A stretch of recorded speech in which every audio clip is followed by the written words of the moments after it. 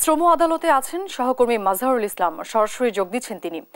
মাজহার, অর্থ আত্মসাৎ মামলায় ইউনূসের বিচার শুরু সংক্রান্ত কি খবর রয়েছে আপনার কাছে, জানাবেন।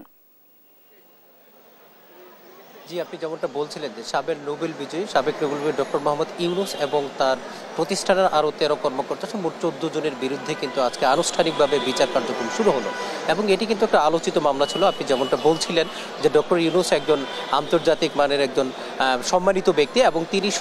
তিনি প্রথম বাংলাদেশ হিসেবে নোবেল পুরস্কার পেয়েছেন। এই জন্য এই মামলাটি নিয়ে কিন্তু সকল মানুষের একটা আগ্রহ ছিল যে শেষ পর্যন্ত এই মামলায় তিনি মুক্তি পাবেন কিনা। আপনি জানেন যে এই মামলাটি করেছিল মূলত দুর্নীতি দমন কমিশন এবং যে অভিযোগে তার বিরুদ্ধে মামলাটি হয়েছে সেই অভিযোগ হচ্ছে যে গ্রামীণ কল্যাণ তহবিলের 25 কোটি 22 লাখ টাকা তিনি শ্রমিকদের না দিয়ে তিনি সেটা নিজে আত্মসাৎ করেছেন এবং তিনি শুধু নিজেই করেননি, তিনি এই টাকাটি আত্মসাৎ করতে গিয়ে তার যে একটা বডি ছিল সেই বডির আরও 13 জন সদস্য মিলে তারা এই কাজটি করেছেন। এবং আপনি যেমনটা শুনছিলেন যে ডক্টর ইউনূস কিন্তু দাবি করছিলেন যে এই মামলাটি একটা রাজনৈতিক মামলা এবং তাকে হ্যায় প্রতিপন্ন করার জন্যই কিন্তু এই মামলাটি করা হয়েছে। তিনি এটি শুরু থেকে বলে আসছিলেন এবং তিনি কিন্তু তার আইনজীবীর মাধ্যমে বারবার যেটি বলার চেষ্টা করছিলেন, যিনি তার বিরুদ্ধে যে অভিযোগ আনা হয়েছে এই অভিযোগের অর্থ কিন্তু তিনি দিয়ে দিয়েছেন এবং যার ফলে তাকে এটি হয়রানি করার জন্য যেটি মামলা তিনি সেটি কিন্তু বারবার বলার চেষ্টা করেছেন। আপনাকে একটা কথা বলে রাখি, ডক্টর ইউনূস যেটি আজকে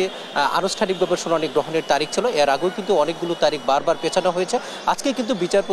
বিচারক জনাব আরাফাত হোসেনের বেঁচে অর্থাৎ নিম্ন আদালতের তার এই বিচার কার্যক্রম শুরু হলো আনুষ্ঠানিকভাবে। ডক্টর ইউনূস সহ বাকি সব আসামি এখানে উপস্থিত ছিলেন এবং তারা সেখানে নিজেদেরকে নির্দোষ দাবি করেছিলেন যে তারা এই অপরাধ করেননি এবং তারা আইনজীবীর মাধ্যমে এখান থেকে মূলত তারা অব্যাহতি চেয়েছিলেন, কিন্তু তাদের সেই আবেদন খারিজ করে দিয়ে আনুষ্ঠানিকভাবে বিচারক যেটি বলেছেন যে প্রাথমিকভাবে ডক্টর ইউনূসের যে অপরাধ অর্থাৎ 25 কোটি 22 লাখ টাকা যে আত্মসাতের অভিযোগ উঠেছে সেটি প্রাথমিকভাবে প্রমাণিত হয়, কিন্তু তারা অভিযোগটি গঠন করেছেন, শুনানি আনুষ্ঠানিকভাবে শুরু করেছেন এবং বিচার কার্যক্রম যেন সঠিকভাবে হয় এবং তাড়াহুড়ো না হয় এবং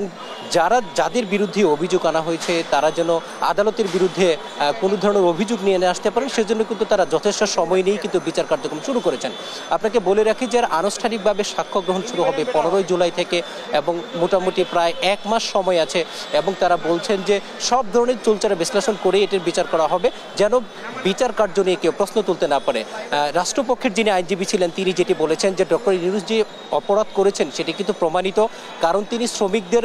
উন্নয়নের কথা বলল বা শ্রমিকদের স্বার্থের কথা বলল, যখন তার বিরুদ্ধে এই অভিযোগটি মূলত আনা হয় তখনই কিন্তু একে তাড়াহুড়ো করে শ্রমিকদের অর্থটি তিনি পরিশোধ করেছিলেন, সেটি কিন্তু আইনের ব্যত্যয় ঘটিয়ে তিনি করেছেন এবং অভিযোগ ঘটানোর পরেই কিন্তু হয়েছে। আপনি জানেন যে দুর্নীতি দমন কমিশন মূলত এই মামলাটি শুরু থেকেই তারা দেখভাল করছিল। গত বছরের 30 মে মূলত দুর্নীতি দমন কমিশনের একজন উপপরিচালক এই মামলাটি করেছিলেন এবং এই বছরের 1 ফেব্রুয়ারি আনুষ্ঠানিকভাবে মূলত তার বিরুদ্ধে তারা চার্জশিট গঠন করেন এবং এরপর থেকে কিন্তু একাধিকবার এই মামলার চার্জ গঠনের দিন বারবার পেছানো হচ্ছিল এবং সর্বশেষ অর্থাৎ এই মাসের 2 জন মূলত অভিযোগ গঠনের কথা থাকলেও সেটি হয়নি। আজকে কিন্তু আনুষ্ঠানিকভাবে যে অভিযোগ গঠনের শুনানি হলো এবং এই মামলাটি কিন্তু ইতিমধ্যেই চাঞ্চল্যকর এবং সারা দেশব্যাপী আলোচিত, কারণ ব্যক্তিটা যখন ডক্টর ইউনূস, এই মামলায় শুধু ডক্টর ইউনূস না, গ্রামীণ ব্যাংকের বর্তমান ব্যবস্থাপনা পরিচালক নাজমুল হোসেন, সাবেক ব্যবস্থাপনা পরিচালক আশরাফ হোসেন সহ অনেকেই কিন্তু অভিযুক্ত করা হয়েছে এবং আদালত যেটি বলেছে তাদের বিরুদ্ধে যে অভিযুক্ত প্রমাণিত হয়েছে সেটি 409 ধারায় তারা অপরাধ করেছেন এটার, এবং আদালতের পক্ষ থেকে অর্থাৎ রাষ্ট্রপক্ষের যিনি আইনজীবী ছিলেন তিনি বলেছেন যে অর্থ আত্মসাতের মামলায় সর্বোচ্চ শাস্তি কিন্তু যাবজ্জীবন এবং সর্বনিম্ন শাস্তি হচ্ছে 10 বছর। এখন একটা দেখার বিষয় যে যদি এটি সন্দেহাতীতভাবে প্রমাণিত হয় ডক্টর ইউনূস এবং তার যারা সহযোগী আছেন তারা এটি করেছেন এবং এখানে কিন্তু একটা বলে রাখা ভালো, তাহলে কিন্তু সর্বোচ্চ আদালত যদি তার বিচার কার্য সেটি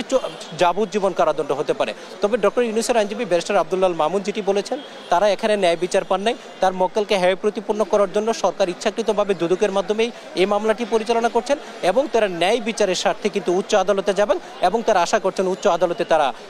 ন্যায় বিচার পাবেন এবং ডক্টর ইউনূস এই মামলা থেকে অব্যাহতি পাবেন, এমনটাই কিন্তু তারা আমাদেরকে জানিয়েছেন। অরিন, এই ছিল নিম্ন আদালত থেকে ডক্টর ইউনূসের চার্জ গঠন সম্পর্কে আমার কাছে সর্বশেষ তথ্য। মাজহার, আপনাকে ধন্যবাদ। দর্শক, শ্রম আদালত থেকে যুক্ত হয়েছিলেন আমাদের সহকর্মী।